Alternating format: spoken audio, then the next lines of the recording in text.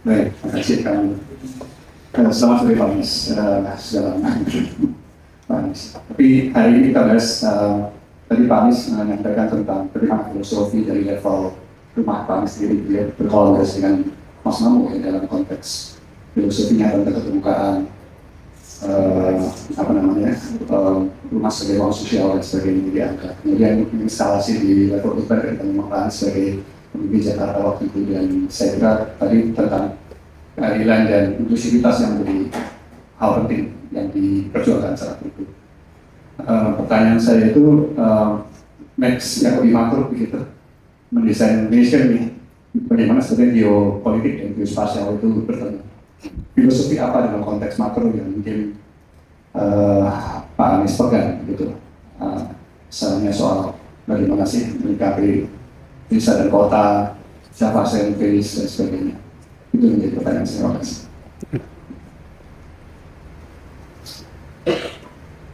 Mau langsung atau beberapa sekali? Ya, ya. Jadi setuju sekali, Mas. Saya melihat kalau dalam pandangan kami, kita ketika melakukan perubahan aturan main, benar-benar harus memperhitungkan perilaku apa yang kita harapkan. Jadi saya sempat beberapa kali mengatakan jangan eksperimen dengan bangsa sendiri. Kenapa? Karena berbagai macam aturan tingkat nasional itu sebenarnya kita bisa merujuk dari berbagai negara yang pernah mempraktekkannya, termasuk di dalam urusan politik. Jadi misalnya kita memutuskan untuk membuat pemilu itu serempak.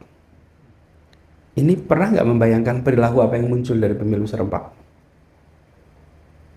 Nah, kadang-kadang kita kerjain dulu, terus habis itu kita lihat perilakunya bagaimana gitu.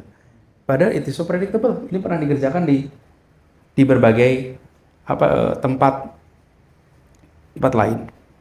Situasi kita sekarang, kita tidak memiliki kemewahan untuk membangun di tanah kosong, Mas.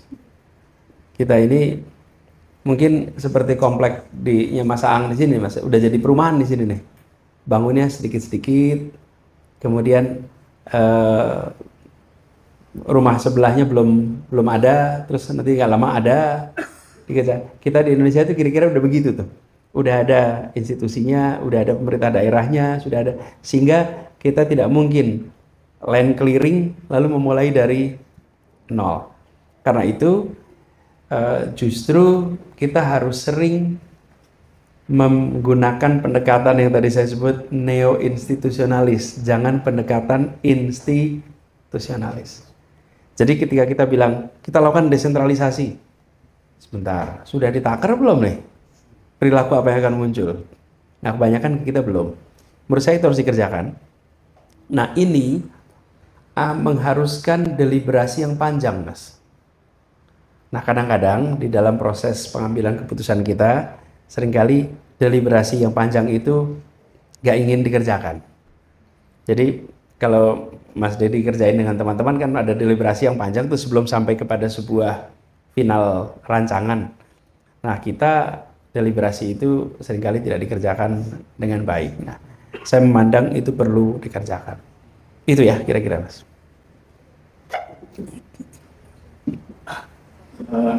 Assalamualaikum warahmatullahi wabarakatuh.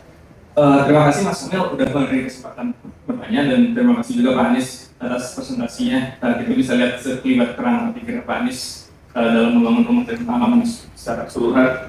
Jadi nama saya Fauzan, Pak.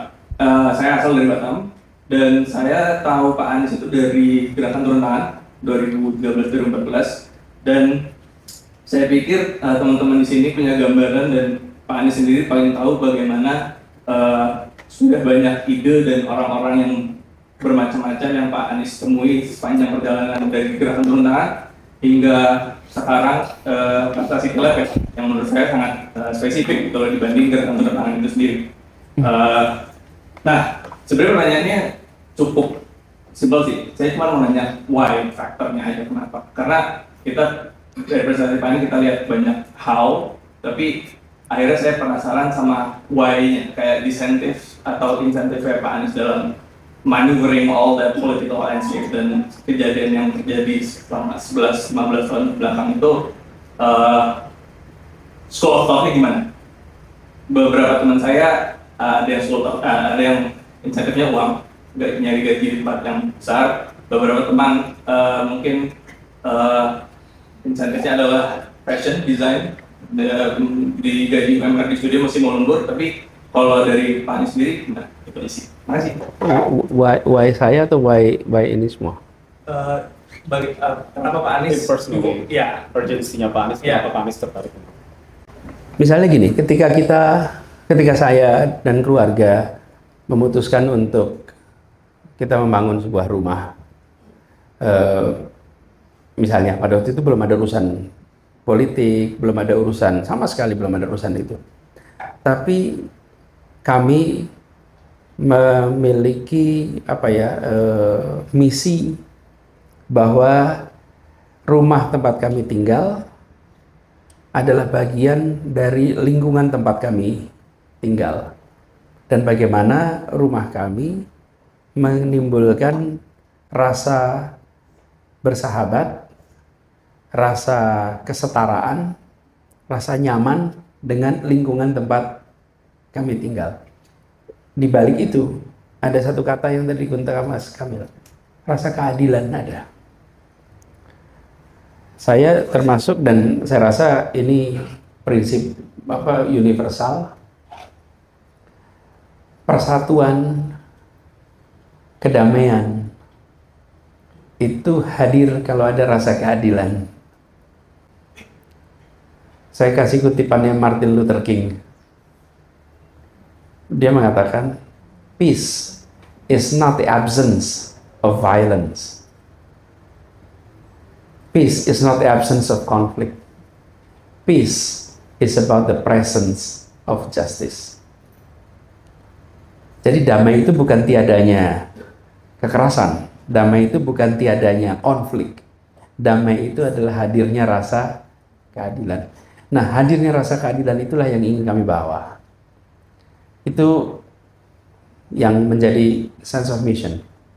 Dan ini, karena Anda tadi ngomong Indonesia Mengajar ya, tarik aja tuh ke belakang.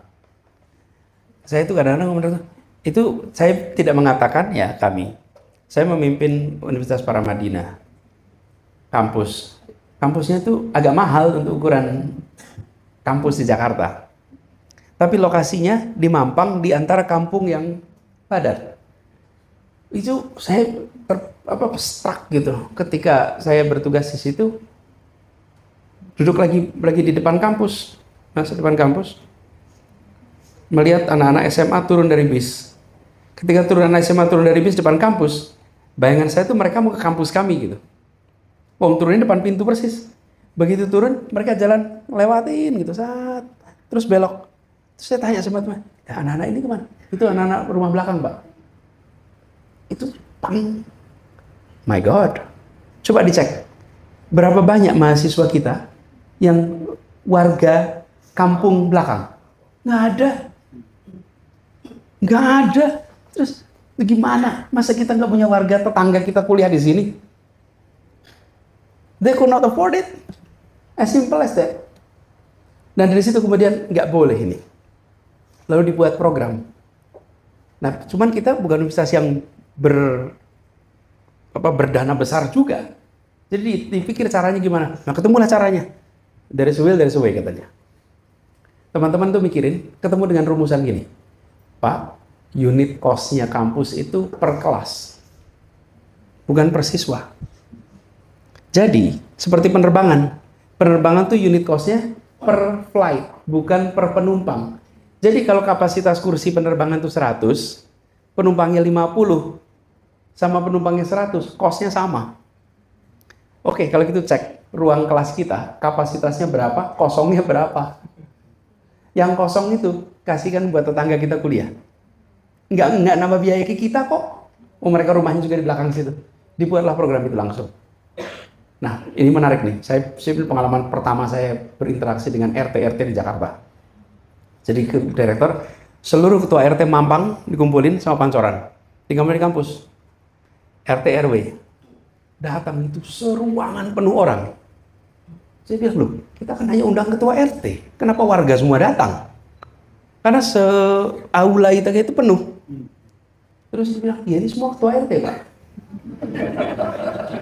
Lah, sebanyak ini RT-nya gitu kan. Iya.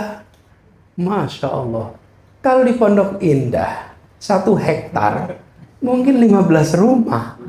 Oke? Tapi kalau di Mampang, 1 hektar, puluhan rumah. Jadi daerah yang padat ketua RT-nya banyak. Saya kaget betul. Itu pertama kali saya, Masya Allah, sebanyak ini gitu. Lalu dijelaskan program ini. Dan akhirnya mulailah anak-anak dari tetangga itu masuk. What's the why? Sense of justice. Perasaan keadilan. Perasaan kesetaraan. Kalau dari sisi repot. Kami ini universitas swasta. Nggak harus ngongkosin orang lain. Nggak ada. Dan itu dikerjakan long ago. Bukan kayak dikerjain sekarang. Oh ya, ini kan karena Anda berada di wilayah politik. Itu saya nggak ada urusan dengan itu semua. Itu 2008. Nggak ada urusan dengan itu semua. Tapi sense of justice. Perasaan keadilan itu kalau disebut sebagai sense of mission. Lalu Indonesia Mengajar sama. Kita maju pendidikan itu yang di ujung-ujung siapa yang ngurusin? Kalau nggak kita dorong anak-anak kita untuk ke sana. Jadi sebagai tadi istilah saya ideologi itu sebagai the why. Dan memang betul pertanyaan Anda. It's very important untuk bisa kita mulai dengan why. Karena kalau kita mulai dengan why dan kita clear dengan why-nya, maka turunan berikutnya itu menjadi clear. Gitu ya?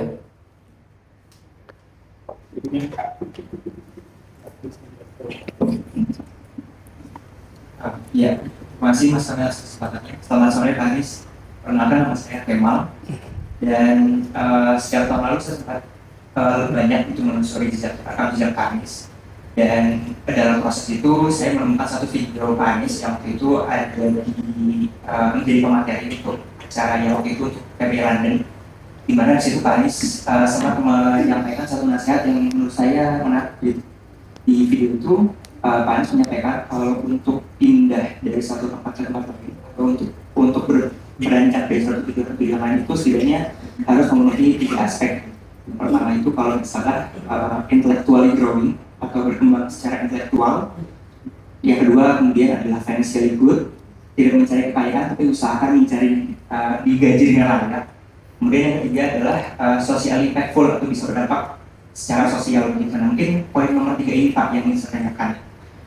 Berkaca dari 2 tahun lalu sejak saya masih kuliah, itu saya selalu dibilang oleh dosen saya untuk nggak usah Pak untuk ngurusin urusan politik gitu.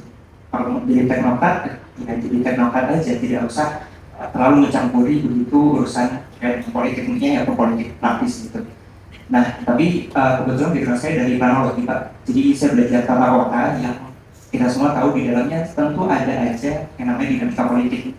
Dan saya merasa bahwa harusnya orang-orang yang punya keahlian di bidang saya ini yang harusnya melihat atau memimpin dan mengisi jabatan-jabatan politis di negara ini setidaknya gitu. Nah, harapannya karena ya punya otoritasnya, punya kompetensinya, harapannya bisa hasil output yang lebih strategis. Nah, tapi saya kalau melihat sebagai diri saya sendiri, rasanya agak susah untuk masuk ke ranah sana karena berada dari pengalaman Pak Anies ke belakang, ketika sosok sekali Pak Anies Baswedan tadi sewaktu dihalangi begitu atau mungkin ada isu-isu dijegal ketika maju pemilihan umum, yang saya percaya bahwa Pak Anies mengambil jabatan politis itu untuk bisa ngasih dampak sosial yang lebih signifikan ke depannya. Tapi ketika itu tidak terjadi dan dijegal, rasanya orang-orang semediocre saya tidak bisa maju gitu Pak untuk mengikuti jejaknya Pak Anies. Sebenarnya itu yang saya rasakan. Apalagi mungkin saya tidak punya paman di MK gitu. Ini agak susah. Nah, pertanyaan saya Pak Anies, kira-kira gimana ya langkah konkret yang bisa saya dan mungkin teman-teman di sini lakukan sebagai seorang teknokrat untuk bisa mengasih dampak sosial yang lebih besar, lebih baik. Cara mulai seperti apa, cara sekarang seperti apa, dan gimana cara kita bisa berpegang teguh pada nilai-nilai yang kita percaya hidup itu. Ini Pak Anies, terima kasih. Thank you for observing and bringing that up. Jadi saya pernah mengatakan soal 3 itu, sebetulnya pada waktu itu saya sampaikan pada teman-teman yang pada belajar di luar. Waktu itu di London ya itu ya, di London. Saya bilang begini, Anda rumuskan prioritas Anda di dalam menentukan perjalanan hidup. Sebagai contoh, saya gunakan saya gitu. Dulu ketika saya sedang kuliah, saya gunakan 3 itu. Jadi ketika saya mau menentukan, saya mau bekerja di mana, saya mau berkarya di mana, sebagai tiga pendekatan itu. 1, pekerjaan yang memungkinkan saya intellectually growing. 2, financially good. 3, socially impactful. Dah, itu aja. Dan tadi ketika ngobrol rancangan kan sebagai perjalanan intelektual gitu. Karena saya juga ingin pekerjaan saya juga sebagai sebuah perjalanan intelektual. Nah, tapi saya waktu itu bilang, Anda bikin sendiri. Kan tiap-tiap orang tentu beda-beda prioritasnya. Nah, terkait dengan yang ketiga yang Kemal tadi sampaikan, kira-kira gini, Pak Anies, Bapak aja dijagal-jagal di kami gitu. Memang udah selesai pertandingannya Kemal?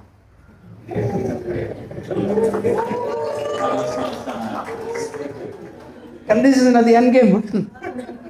Kan masih jalan ini, masih jalan. Jadi let's pursue. Gitu. Saya optimis bahwa Indonesia ini kita bisa perbaiki sama-sama kok. Banyak sekali gangguan, mengganggu dengan apa berbagai macam persepsi. Persepsi diciptakan. Kadang-kadang Kemal, saya sudah berteman, misalnya Kamil nih, sama saya udah berteman. Tapi kemudian ada yang memberitahu Kamil begitu banyak tentang Anies, dia bisa berubah. Padahal Kemal bisa tanya sama saya, tapi bombardir informasi itu bisa mengubah. Padahal kenal, dan itu saya pernah alami situasi-situasi seperti itu. Tapi saya tadi berangkat dengan, saya punya misi ini kok, saya mau jalanin terus. Hari ini situasi sosial politiknya seperti kita sudah tahu, tidak perlu dijelaskan panjang lebar. Saya ingin sekali memperjuangkan meritokrasi itu hidup di negeri ini. Meritokrasi di birokrasi, meritokrasi di korporasi, meritokrasi dalam kehidupan kita. Bagaimana kata meritokrasi itu menjadi kata yang kita junjung di mana-mana. Karena itulah yang akan membuat negeri ini maju ketika meritokrasi itu ada. Nah, tapi meritokrasi itu memang mensyaratkan objektivitas. Memperjuangkannya sulit. Jadi Kemal, saya usul Kemal jangan malah, waduh, kalau begitu berat. Enggak, the game is not yet over. We'll continue to fight. Karena yang mau kita kerjakan adalah melakukan, kalau bahasa kami adalah perubahan untuk keadilan. Dan keadilan itu salah satu wujudnya dalam organisasi namanya meritokrasi. Nah, we continue that fight. Dan bagaimana dengan seperti Kemal dan lain-lain? Do good things. Lakukan hal yang baik di sekitar teman-teman. Kalau selemah-lemahnya partisipasi adalah klik di sosmed untuk gagasan baik. Itu selemah-lemahnya tuh. Kalau ada sesuatu yang punya perjuangan, ya Anda bantulah. Minimal bisa bantu pakai ini. Apalagi kalau mau bantu waktu, bantu tenaga, ada banyak kegiatan baik. Nah, itu secara sosial. Bagaimana pandangan tadi? Udahlah, jangan masuk wilayah politik. Ini pernah saya temui di kampus. Saya pernah cerita. Ketemu mahasiswa, saya tanya, nanti kalau udah lulus mau kemana? Terus dia bilang, saya mau bisnis Pak. Kan di Paramadina, mau bisnis. Saya tanya, nggak berminat masuk politik? Sebelum jawab itu nengok ke saya dengan perasaan kayak, kayak gimana gitu loh. Terus, apalagi kalau ditanya itu mahasiswa desain produk gitu. Maksud Bapak gitu. Saya kan desain produk Pak gitu. Masa masuk politik gitu? Desain komunikasi visual gitu kan nggak masuk gitu.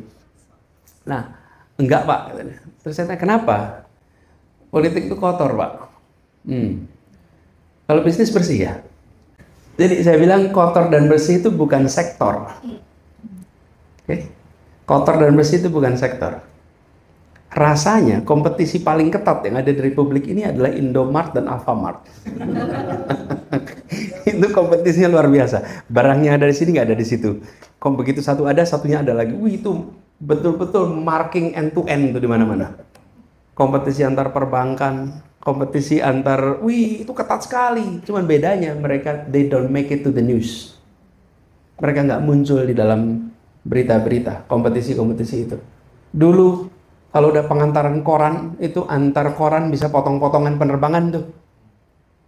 Supaya koran mana sampai lebih dulu, koran mana penerbangan berikutnya.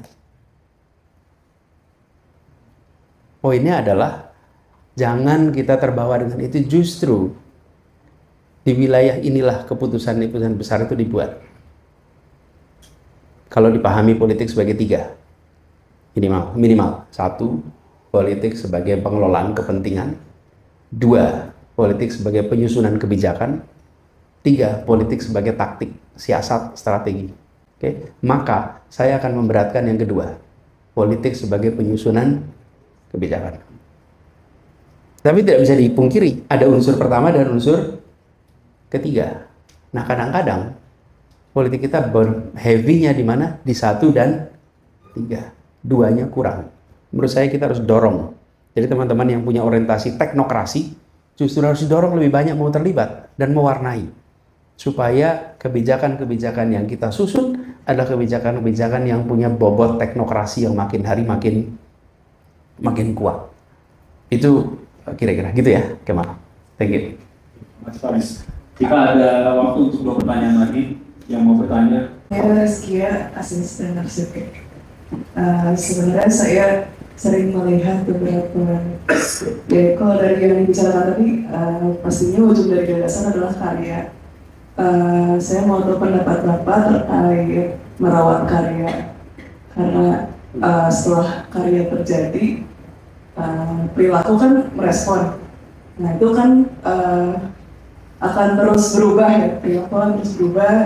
Lalu ada masa di mana karya itu terus digunakan dan mungkin nanti keperluannya berbeda lagi atau ya saya ingin tahu pendapat Bapak soal merawat karya. Apakah karya itu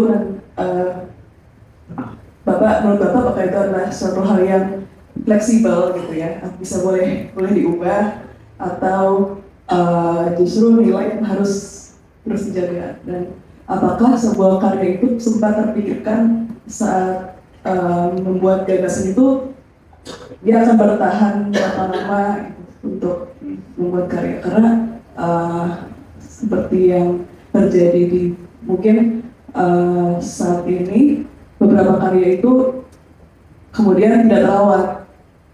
Jadi dibuat hanya di saat itu saja, misalnya karena ya dari saat itu lalu terjadi dan tidak mungkin kalau saya mau bicara soal pemimpin di suatu kepemimpinan, dia ingin punya gagasan ini lalu ingin buat karya ini, lalu di kepemimpinan selanjutnya dia punya visi baru. Misalnya seperti itu. Saya ingin minta pendapat Pak soal merawat karya. Terima kasih. Aisyah. Rizky ya. Iya. Soal fleksibel. Begini, karena karya itu spektrumnya luas sekali, Rizky ya.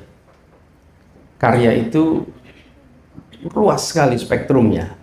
Jadi menjawab ini sebagai sesuatu yang generik itu mungkin akan sulit.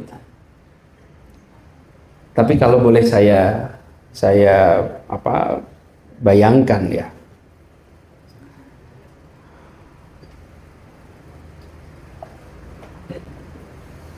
Segala sesuatu yang kita ciptakan pada waktu tertentu relevan, dan di masa yang berikutnya mungkin akan mengalami penurunan relevansi. Dan ketika mengalami penurunan level relevansi, maka tidak salah kalau kemudian dilakukan pengembangan. Tapi itu tadi abstrak nih. karena bukan, nggak ada contohnya. Contoh gini, kalau lukisan yang dilukis oleh Basuki, Raden Saleh itu ya walaupun sudah kuno ya kita rawat gitu. Kita tidak berencana untuk mengembangkan walaupun ditemukan fakta baru. Misalnya peristiwa jebakan pada Pangeran Diponegoro, lukisannya kan fenomenal sekali itu. Lalu misalnya Peter Carey dan kawan-kawannya ahli sejarahnya Diponegoro menemukan prosesinya tidak seperti dalam foto itu misalnya. Ya kita nggak mengkoreksi, karena ini sebuah karya yang menurut hemat kami harus justru dihormati. Saya ini malah sering terganggu kalau ada yang melihat sebuah karya lukisan kelihatannya kurang birunya nih gitu, terus tambahin biru, gitu. Kurang merahnya ditambahin merah, rusak gitu. Kalau dilakukan itu, menurut saya kita harus ada fase di mana kita menghormati. Tapi ketika bicara tentang karya dalam artian institusi, dalam artian aturan main, maka aturan main itu tentu akan mengalami ujian oleh waktu dan ujian oleh pengguna. Ketika dia dianggap tidak relevan, maka bisa dilakukan pengembangan. Dan saya melihat itu bagian penting untuk kita, tadi istilahnya continuity and change. Ada aspek yang kita teruskan, ada aspek yang kita lakukan perubahan. Ini kalau masuk tugas baru, Rizky, ini cerita sedikit nih, masuk tugas baru, maka saya selalu akan masuk ke tugas baru itu dengan memberikan 4 pertanyaan kepada orang yang relevan dengan tugas saya. Saya tugas jadi rektor, maka 4 pertanyaan muncul. Saya tugas di kementerian, 4 pertanyaan muncul. Saya tugas di DKI, 4 pertanyaan muncul. Pertanyaan pertama, saya akan ajukan kepada semua yang bekerja bersama saya. Perintah berurusan. 1. Hal apa yang selama ini ada yang harus diteruskan? Yang kedua, hal apa yang selama ini ada yang harus diubah? Yang ketiga, hal apa yang selama ini ada yang harus dihentikan? Terus yang keempat, hal apa yang selama ini belum ada yang harus diadakan? Jadi change itu bukan cuma nomor 4, tapi ada 4 komponen. Dan ini mengharuskan listening, mendengarkan. Jadi ketika tadi misalnya pertanyaan karya, ini kan udah ada karyanya. Lalu yang berikutnya kita mau mengubah, sebentar tanya mana yang harus diteruskan, mana yang harus diubah, mana yang harus dihentikan, mana yang hal baru yang dibutuhkan. 1. Terus yang kedua, saya mempercayai dan saya rasa teman-teman di sini juga pandangannya serupa, bahwa karya budaya itu sesuatu yang harus terus-menerus mengalami pengembangan. Jangan pernah dilestarikan saja, tapi harus karya itu jangan hanya dilestarikan, tapi karya itu harus dikembangkan. Nah, pendekatan ini yang menurut saya kita harus ada. Gitu ya, Rizky? Pertanyaan pertama, jadi sebenarnya mungkin fenomena sosial media kali ya. Jadi sekarang para pemimpin itu sibuk dengan membuat fisik gitu. Jadi saya ada karena ada fisik yang dibuat gitu. Jadinya terdampak pada kita arsitek ya. Jadi kemudian kita harus mengadakan hal yang mungkin nggak harus ada, atau mungkin kita terpaksa mengadakan sesuatu dengan anggaran yang seminimal mungkin, akhirnya durability nggak diperhatikan, barangnya hancur segala macam, dan akhirnya mangkrak di mana-mana. Nah, sebenarnya nyambung juga ke arahnya ke mungkin nggak sih kita sebagai arsitek itu menolak kerjaan yang mungkin secara pemikiran kita kayaknya ini nggak penting deh buat kotak ini atau daerah ini. Karena pada dasarnya, Mas, berani kasih contoh nggak? Ini permintaan saya loh, sebelumnya jawab permintaan Anda. ya ini, misalnya lantai 2 Jalan Ciamplas. Itu yang contohnya apa ya? Kalau penjual bakso benar. Menurut Bapak gimana sih sebagai pemimpin melihat fisik seberapa penting atau enggak, dan kita sebagai arsitek itu merasa tidak hanya dapat proyek, tapi gimana cara kita menjadi manfaat buat masyarakat. Oke, yang kedua adalah permintaan. Jadi 11 tahun yang lalu saya sempat di call Mas Mamo untuk bantu SGD ya, waktu Bapak jadi Menteri Pendidikan, sekolah garda depan. Ya. Saya alhamdulillah dapat di Banda Neira. Jadi kalau kata Syahrir, jangan mati sebelum ke Banda Neira ya. Dan alhamdulillah saya kesana dan merasakan apa yang dirasakan, nggak dirasakan. Merasakan yang dirasakan Syahrir dan Bung Hatta ya. Setelah saya pulang, kemudian Bapak dikabarkan bahwa Bapak mendapatkan jalan baik dari Allah untuk keluar dari kementerian tersebut ya. Dan saya merasa berutang gitu dengan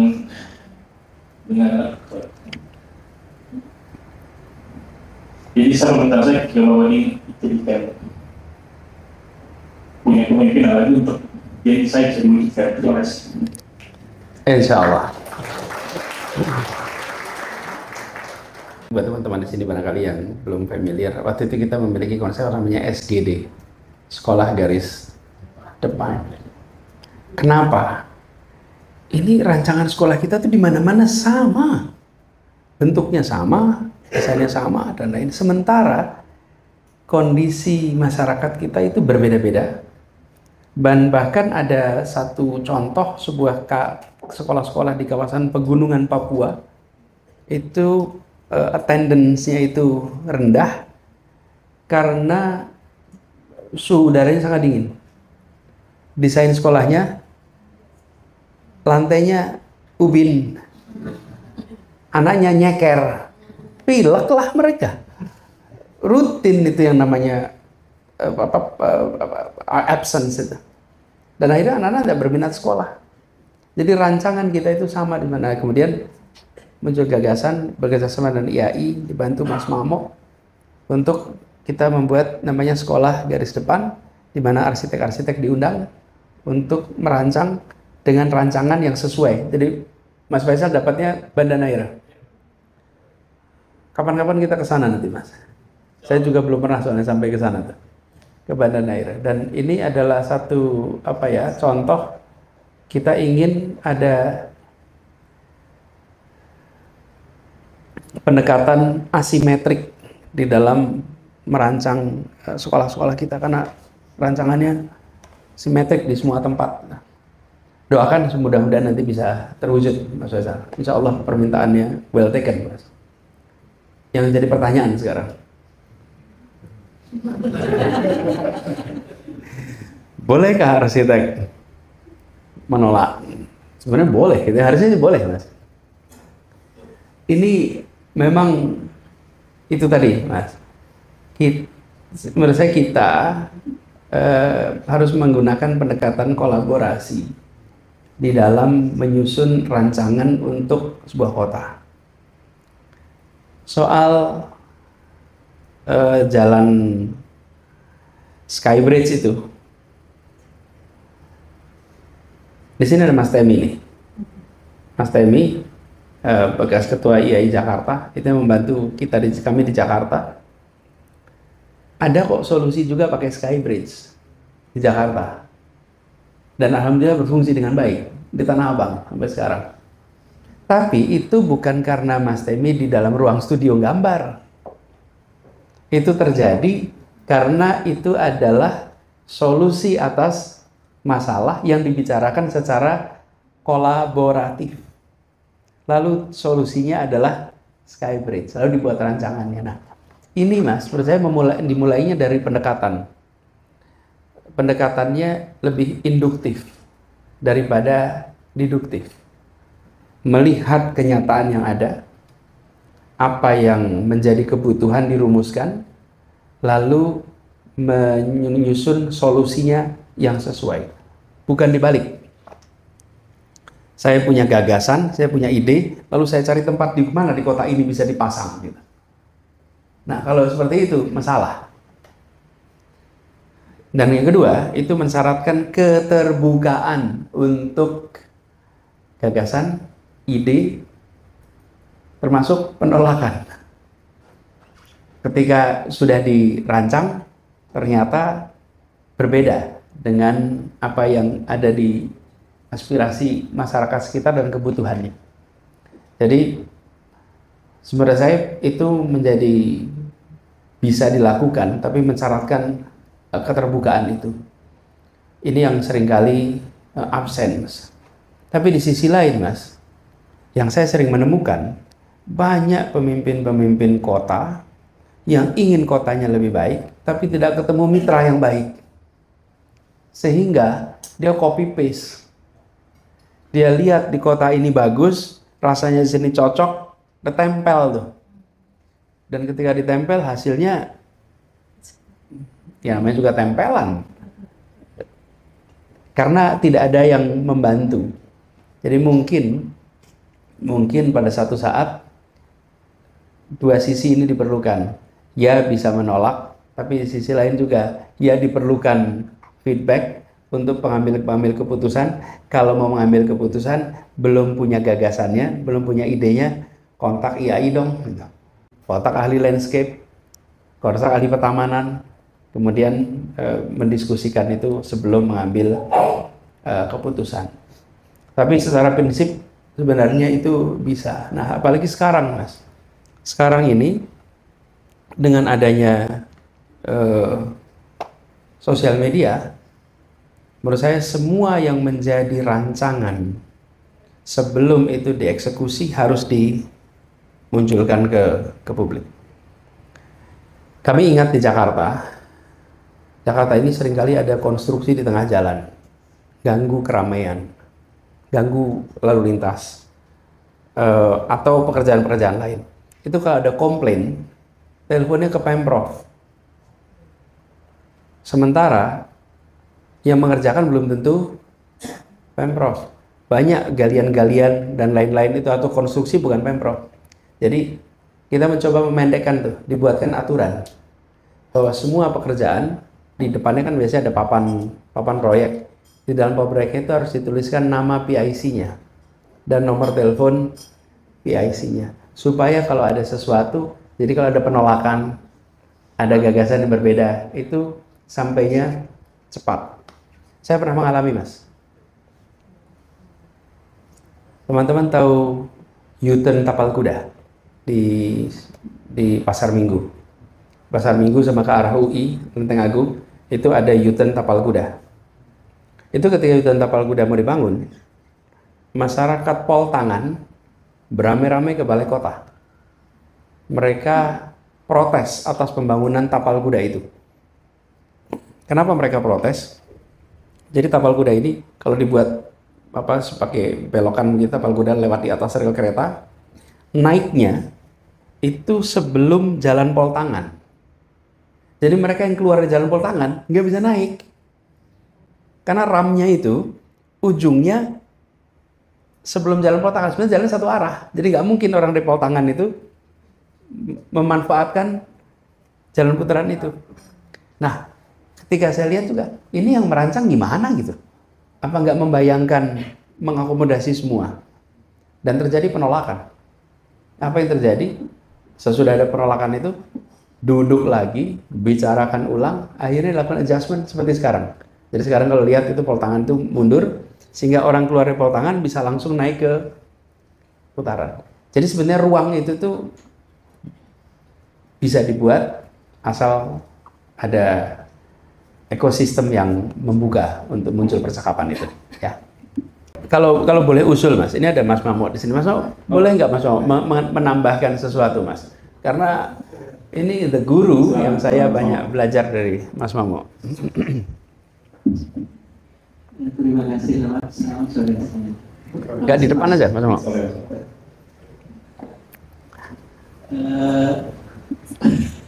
Saya tadinya berharap saya ingin tahu sesuatu yang lain karena di dalam ini Pun Senja itu kan ada Karsa, Citilab, ada C40 gitu ya, ada sebagian cerita dari itu, tapi saya malah surprise yang diceritakan justru mulai dari rumah Mas Anies gitu ya. Jadi saya sendiri sebetulnya begini, arsitektur itu kan sebenarnya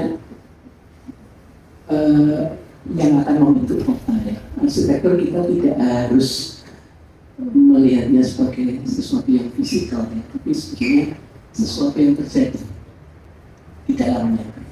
Saya lebih memakai kacamata itu.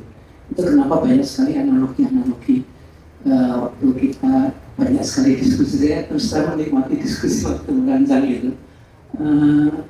Bagaimana sebetulnya gitu ya, kita diskusi kampung kota Jakarta ini gimana ya. Terus kemudian ada yang berbeda memang kampung Jogja dan kampung Jakarta, karena di sini masyarakatnya mungkin lebih melting potnya lebih dari mana saja begitu ya. Dan membentuk satu hal yang menjadi berbeda gitu ya. Nah, tapi pendekatan yang kita lakukan waktu itu kan sebenarnya lebih di situ gitu ya. Jadi, nah, terus kemudian naik lagi ke tataran kota. Jadi sebetulnya memang betul apapun gitu ya, apapun yang kita mesti bayangkan untuk membentuk sesuatu apa ya, ruang dalam hal ini kalau di kota adalah ruang publik gitu ya, itu akan mesti selalu harus mengikut seratakan terlebih dulu gitu ya, jadi stakeholder yang ada. Jadi, dan rasanya kita memang punya gap ya di situ, nggak ada mekanisme untuk itu gitu ya. Jadi saya tadinya pengen sebetulnya C40 itu apa, terus kemudian beberapa yang ada di situ yang kita bisa belajar dari itu begitu ya. Jadi apakah hal seperti ini terbuka di negara, di kota-kota lain di ini gitu ya. Jadi sebetulnya partisipasi semua stakeholder itu apakah bisa terjadi untuk membangun satu hal yang baru di kota, jadi yang dalam hal ini akan lebih terbaca sebagai kebutuhan bersama yang terwujud. Kira-kira seperti itu. Tapi saya sendiri nggak tahu ini tiba-tiba harus bicara. Tapi kira-kira seperti itu sih kalau yang ada dalam benak saya saat ini. Kalau boleh ngobrol sedikit ya soal C40 ini, tanya aja teman-teman semua di sini, berapa banyak yang belum pernah dengar tentang C40? Acungkan tangannya belum? Hampir semua. C40. Ya. C40 ini teman-teman adalah sebuah jaringan, namanya saatnya City40, 40 kota besar di dunia. Dimulai dengan kota-kota yang bisa dibilang megapolitan dunia. Ada 40 kota. Nah, sekarang sudah ada hampir 100 kota. 100 kotanya itu kenapa terjadi? Karena kotanya makin banyak penduduknya gitu. Dulu ada persyaratan minimal jumlah penduduk. Nah, makin hari kota akan makin padat sehingga yang tergabung masih banyak. Nah, C40 ini adalah asosiasi yang berbasis di London, Mas. Di support oleh Bloomberg Foundation. Lalu dia menjadi clearing house praktek-praktek baik yang terkait dengan lingkungan hidup khususnya yang terjadi di banyak kota, supaya kota-kota sedunia itu bisa saling belajar lewat clearing house ini. Sekarang pertanyaan gini, kalau saya wali kota Jakarta, saya mau melakukan Jakarta, saya kira-kira bisa merujuk kemana ya? Nah, perpustakaannya itu C40 gitu. Datang ke C40, nanti C40 bisa bilang, ini ada contoh kasus di mana. Jadi kita C40 itu menjadikan dirinya semacam organisasi yang memfasilitasi proses saling belajar antar kota. Nah, kemudian jadi knowledge hub itu. Lalu yang kedua, C40 ini kota yang asosiasi yang memberikan kolaborasi antar kota khususnya untuk penanganan persoalan climate change, environment, transportation, tema-tema yang terkait dengan itu. Lalu C40 juga asosiasi yang membuat studi kasus apa, dan C40 ini membantu kota-kota dunia untuk bisa mendapatkan sumber pendanaan untuk proyek-proyek yang bisa menjadi percontohan dunia. Nah, C40 itu pada waktu kami bertugas, saya aktif di C40. Ini memang salah satu masalahnya, Mas. Kita ini rata-rata aktifnya domestik semua. Saya ketika mencoba aktif di internasional itu menjadi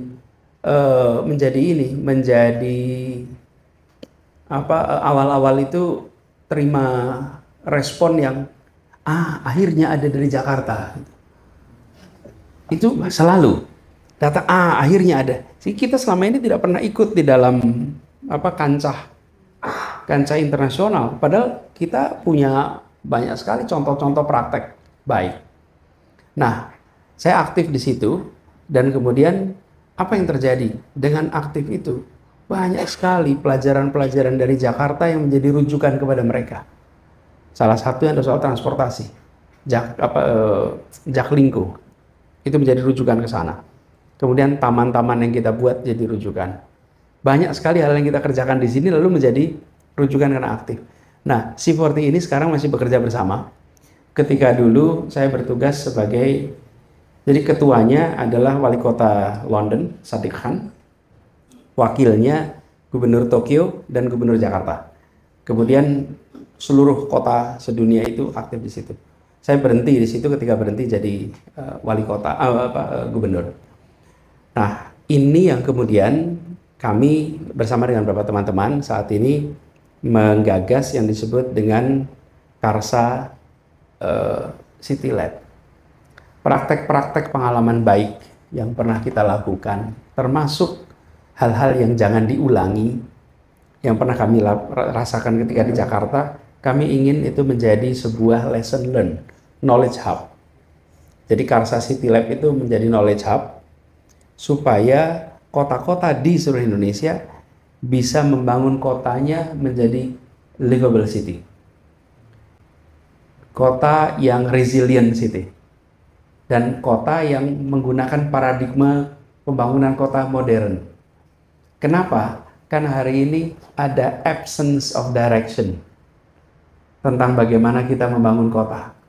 Dan diproyeksikan di 2050, 75% penduduk Indonesia berada di perkotaan. Kita membutuhkan guidance itu.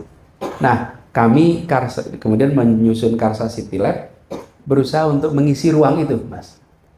Sehingga wali kota, perencana kota, dan eksekutor kota itu nantinya bisa berinteraksi dengan kami untuk bisa dapat feeding agar mereka bisa membangun kota dengan lebih baik. Jadi itu gagasan dibalik Karsa City Lab. Yang mimpin di sini nih Dedi, boleh Dedi acungkan tangan berdiri boleh. Nah, berdiri, nah biar kelihatan. Dedi Kusuma Wijaya. Dia direktur eksekutifnya dan dia memimpin Karsa City Lab ini. Nah, kami akan bekerja banyak dengan teman-teman di IAI untuk bisa nantinya membantu berbagai kota di Indonesia. Ini konsekuensi kalau nganggur, Bapak Ibu. Bikin kerjaan jadi kita ini. Jadi, pengalaman-pengalaman yang ada di Jakarta itu diinstitusikan, dijadikan lesson learn, lalu kita menjadi knowledge hub. Nah, harapannya nanti bisa bermanfaat untuk semua. Nah, tadi itu saya minta ini dipasang, tapi ternyata udah off ya.